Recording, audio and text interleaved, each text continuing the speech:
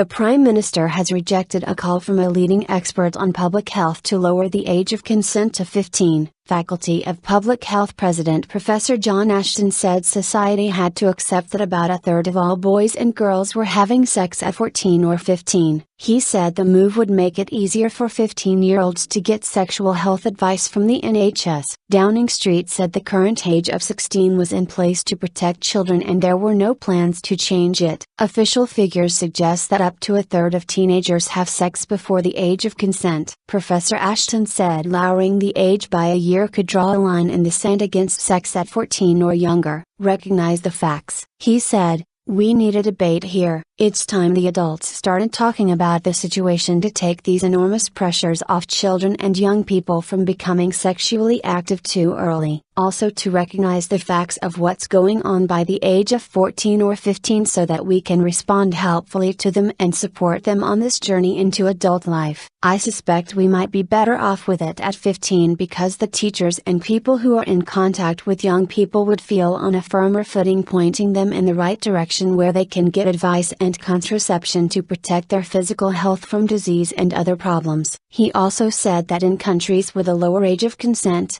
young people got involved in sex at a later age and teenage pregnancy rates were lower. "The problem we have in this country is we still have this fantasy about young people and we live in a world of wish fulfillment. They are doing it and we need to be able to support them and protect them. The negotiation of your first adult relationship in your mid-teens sometime is something that will set the record for the rest of your life," he told BBC's Breakfast. At the moment youngsters are getting the most incredible messages from pornography, from social media. "What we are seeing is more physical abuse and mental abuse in relationships." He said pornography was causing young people to have strange expectations of their relationships and this needed to be corrected by open discussion in a sensible environment. He also called for more resources to go into sexual and relationships education in schools. The Faculty of Public Health, part of the Royal Colleges of Physicians, gives independent advice to the government. More sex? David Tucker,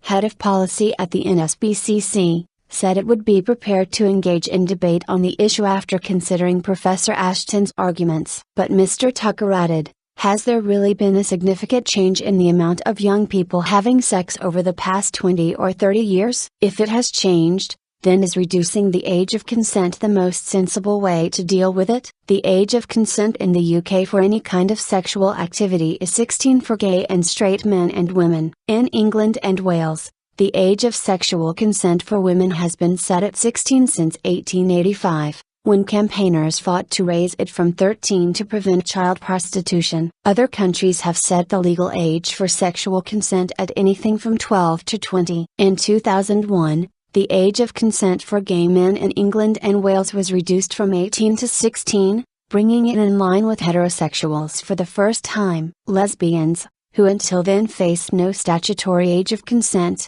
were also included in that legislation. Scotland and Northern Ireland made 16 the age of consent for gay and straight men and women later that decade.